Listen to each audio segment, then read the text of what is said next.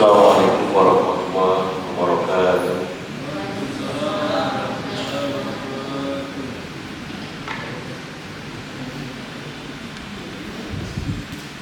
Alhamdulillah, alhamdulillahilladzi an'amana bi afdalil adyan wa bayyana lana tariqataha wa huwa maktubun bil Qur'an. Asyhadu an la ilaha illallah wahdahu la syarika lah wa asyhadu anna Muhammadan abduhu wa rasuluhu la nabiyya ba'dah. Allahumma shalli wa sallim wa barik ala sayyidina Muhammad wa ala alihi wa ashabihi ajma'in. Amma ba'd. Subhanaka la ilma lana illa ma 'allamtana innaka antal alimul hakim. Rabbi ishrah li sadri wa yassir li amri wa hlul 'uqdatam min lisani yafqahu qawli. Faqad qala Allah ta'ala fi kitabil karim. A'udzu billahi minasy syaithanir rajim. Bismillahirrahmanirrahim. Duribat alaihimul zillatu aina ma suqifu illa bihablin minallah wa hablin minan nas. Qala Rasulullah sallallahu alaihi wasallam, lau ta'lamu ummati ma fi Ramadan la tamanna an takuna sanatan kullaha Ramadan. Sadaqallahul azim wa sadaqa rasulil karim. Yang saya hormati Kasubag Tata Usaha Kantor Kementerian Agama dan Keluarga, teman-teman para seksi dan penyelenggara yang sempat hadir, Bapak Ibu, para pejabat fungsional yang sempat hadir, teman-teman karyawan-karyawati dan seluruh anak-anak honorarium yang sempat hadir pada siang hari ini. Pertama-tama tentunya kita bersyukur kepada Allah Subhanahu wa Ta'ala. Hari ini kita sudah berada di hari yang ke-11 bulan suci Ramadan. Sepertinya baru kemarin kita bersiap-siap menyambut bulan Ramadan. Hari ini kita sudah berada di hari yang ke-11. Betapa waktu begitu cepat berlalu. Sampai-sampai bahasa terkadang kita ucapkan tanpa terasa, padahal terasa sekali. Ya. Hal yang tidak terasa itu tidak ada gunanya dia lewat. Harus ada rasanya setiap hari itu lewat, supaya kita bisa introspeksi dan bisa menilai seberapa besar nilai yang kita dapatkan per harinya. Sehingga harus kita merasakan hari itu lewat dan kita sedang lewatnya hari itu. Kita bersyukur kehadirat Allah Subhanahu wa Ta'ala masih memberi kesempatan kita untuk bisa beribadah, melaksanakan tugas-tugas, dan yang paling utama, insya Allah kita bisa perbaikan ibadah puasa Ramadan hingga akhir. Amin ya rabbal alamin. Salam serta salawat senantiasa tercurahkan kepada junjungan kita Nabi besar Muhammad sallallahu alaihi wasallam. Semoga kita menjadi umatnya dan pengikut beliau yang setia hingga akhir hayat. Amin ya rabbal alamin. Baik, pada kesempatan ini kami mendapat amanah untuk menyampaikan pesan-pesan. Saya kira bukan ceramah, ya, karena kita semua di sini sudah biasa menyampaikan dan tentu juga siap untuk mendengar penyampaian teman. Saya hanya ingin mengulang apa yang biasa kita sampaikan, sekaligus menyampaikan apa-apa yang mungkin sudah sering kita dengar. Karena kalau saya menganggap ini ceramah, sama saja saya mengajar ikan berenang. Ya, tentu kita semua sudah biasa menyampaikan hal seperti ini. Saya hanya ingin menyampaikan terkait dengan puasa itu, mudah-mudahan ada semacam ucapan yang baru kita dengar atau yang kita ingin mantapkan, bahwa tidak setiap orang yang menginginkan berjumpa dengan bulan Ramadan Allah izinkan berjumpa dengan bulan Ramadan. Saya ulangi bahwa tidak setiap orang yang menginginkan berjumpa dengan bulan Ramadan Allah izinkan dan beri kesempatan dengan bulan suci Ramadan. Dari setiap atau dari semua orang yang diberi kesempatan atau izin berjumpa dengan bulan Ramadan, ternyata tidak semua juga bisa menikmati bulan Ramadan itu sendiri. Tidak semua yang mendapatkan bulan Ramadan bisa menikmati indahnya dan lezatnya bulan Ramadan. Dari setiap yang bisa menikmati dan merasakan lezatnya bulan Ramadan, itu tidak semua keinginan untuk merebut pahala itu sesuai dengan keinginannya. Tingkatan-tingkatan itu sudah bisa kita lihat bahwa ternyata apa yang kita inginkan dengan apa yang diinginkan orang itu sesuai dengan porsi dan rezeki masing-masing. Tetapi porsi dan rezeki itu banyak-banyak dan dominan kita yang berusaha dan kita yang memaksimalkan usaha itu sendiri. Termasuk puasa Ramadan. Insya Allah kita bersyukur mendapatkan puasa Ramadan, tapi kita ingin puasa Ramadan itu adalah puasa yang terbaik dari tahun-tahun kemarin. Kita tidak hanya sekedar melewatkan Ramadan berlalu, lalu setelah itu kita mengatakan Idul Fitri, baru kita menunggu lagi kegiatan berikutnya tanpa bisa kita berkesimpulan apa yang bisa kita dapatkan di dalam bulan suci Ramadan itu sendiri. Kenapa bisa terjadi seperti itu? Karena banyak hal. Mungkin kita tidak punya kekuatan, mungkin kita tidak punya ilmunya, mungkin kita tidak mampu menempatkan pada posisi yang mana kita harus berada.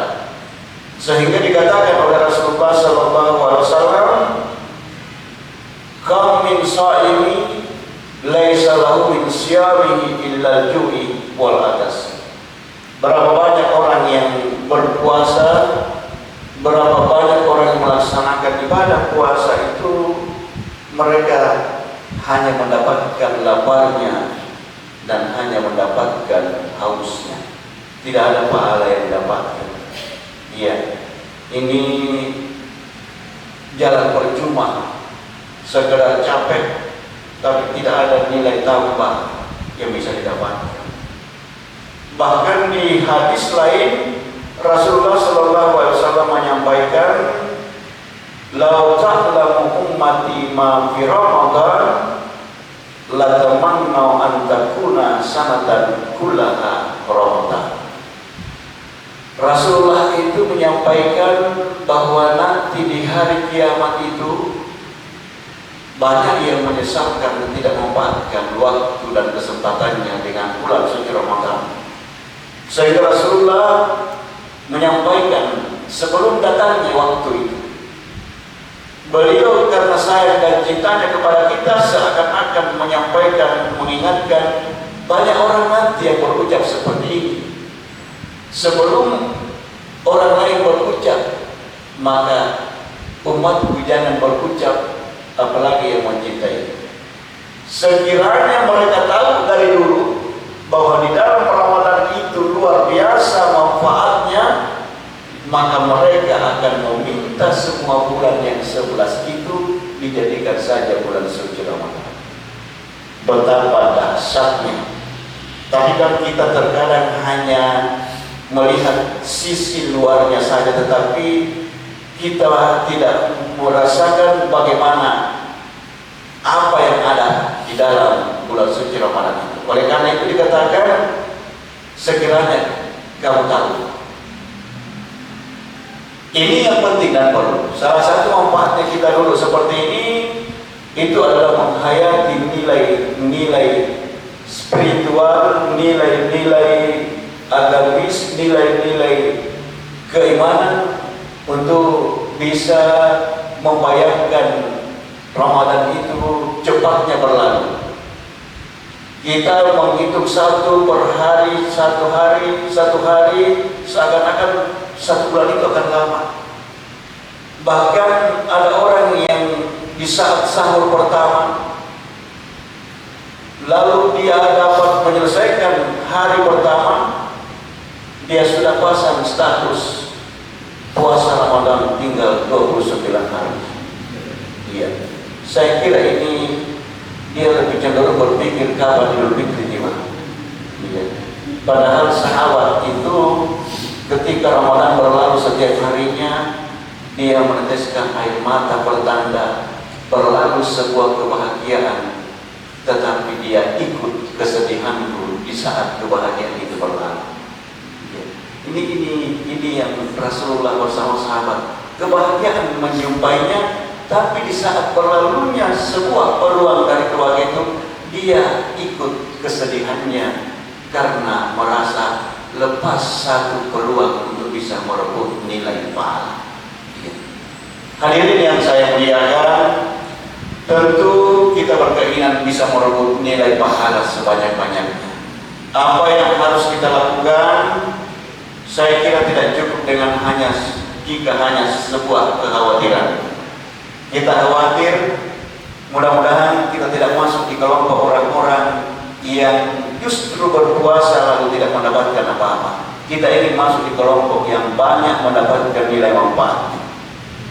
Lalu apa langkah-langkah dan kiat-kiatnya? Iya. Kita pahami bahwa sebuah perintah itu tidak diperintahkan, apalagi yang memerintahkan oleh Allah, jika perintah itu tidak punya nilai manfaat. Dan yakin jika Allah yang memerintah, perintah itu bukan untuk Allah, manfaatnya bukan untuk Allah. Tidak sama kalau manusia. Kalau manusia biasanya memerintahkan sesuatu, tapi banyak-banyak manfaatnya buat yang memerintah. Iya. Tetapi Allah memerintahkan puasa Ramadan, itu manfaatnya bukan kepada Allah, tapi manfaatnya kembali kepada siapa yang melakukan dan melaksanakan perintah itu. Allah mengatakan semakin tekun engkau melakukannya, semakin besar manfaat buat engkau yang melakukan. Tetapi semakin kamu tidak tekun, seperti itu juga yang engkau dapatkan. Bahkan di ayat atau di hadis qudsi dijelaskan, kullu amali ibnu adam lahu illa shaum. Semua amalan anak cucu Adam itu adalah untukku, kecuali puasa. Itu untuk bainnahu wa ana ajzi. Maksud daripada untukku itu bukan karena Allah kepingin atau Allah diuntungkan, tidak. Untukku itu adalah bermakna bahwa ada keikhlasan full pada hamba-hamba Allah yang melaksanakan itu, sehingga Allah yang menilai langsung dari keikhlasan orang-orang yang berpuasa itu. Sehingga Allah mengatakan, karena saya kau tinggalkan makananmu, karena saya kau tinggalkan minumanmu, karena saya kau tinggalkan syahwatmu, kau tinggalkan, kau tidak melakukan apa yang aku larang. Iya, ini hal yang mungkin kita merasa betapa Allah itu memberikan kita sebuah perintah, lalu perintah itu kembali manfaatnya kepada kita sendiri. Jadi kiat yang pertama adalah memantapkan iman kita.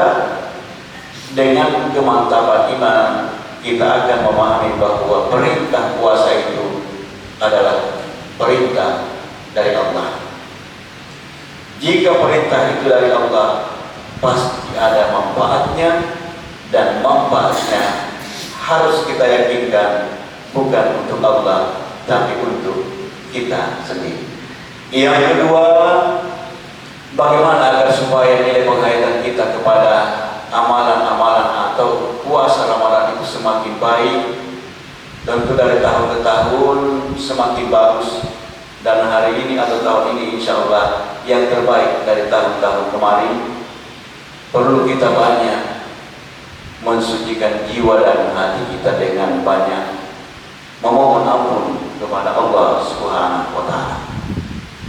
Amalan puasa dan amalan-amalan lain tidak akan mampu bersatu atau tidak akan mampu menjadi sebuah kenikmatan dan kecintaan jika yang melakukannya itu tidak suci sesuai dengan suci amalan yang kita lakukan.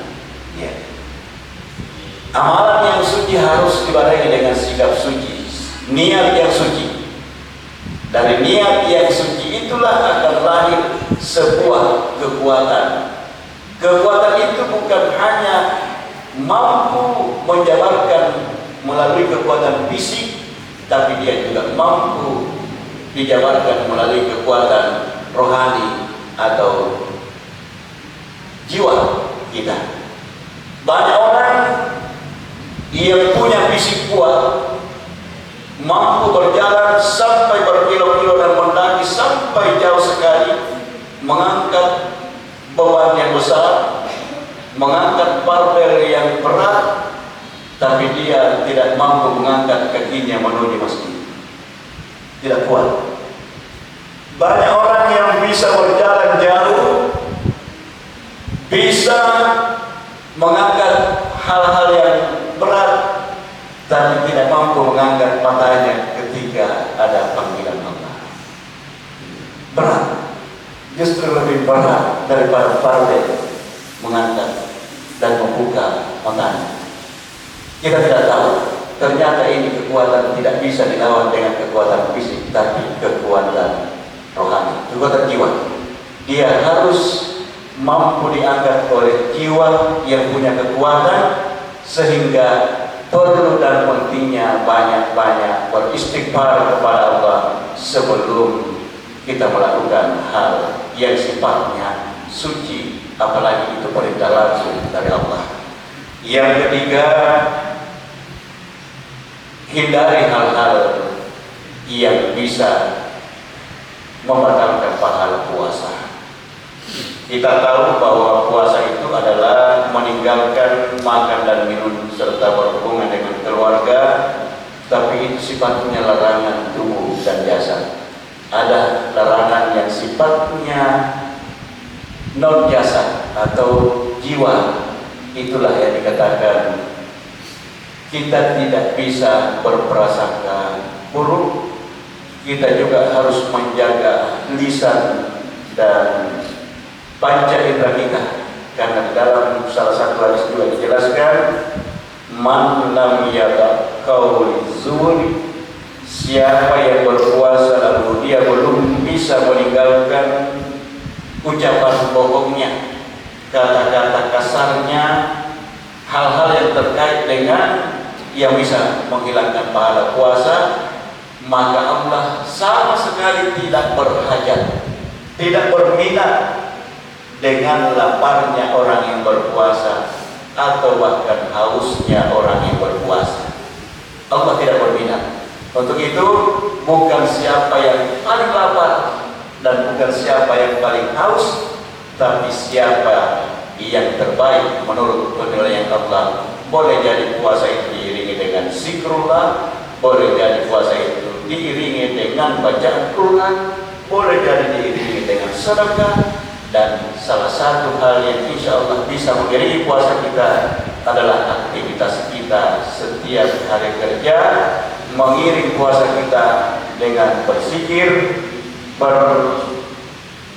berceramah, sekaligus saling mengingatkan dengan saudara-saudara kita di dalam kantor ini. Mudah-mudahan Allah berkenan memberi kesehatan, kekuatan lahir dan batin hingga sampai akhir Ramadan, dan kita dapat merebut predikat takwa sekaligus bisa menyandang kaliyaumi waladathu ummuhu, laksana seorang bayi yang baru dilahirkan oleh ibunya masing-masing. Terima kasih banyak. Mohon maaf bila taufiq wal hidayah. Wassalamualaikum warahmatullahi wabarakatuh.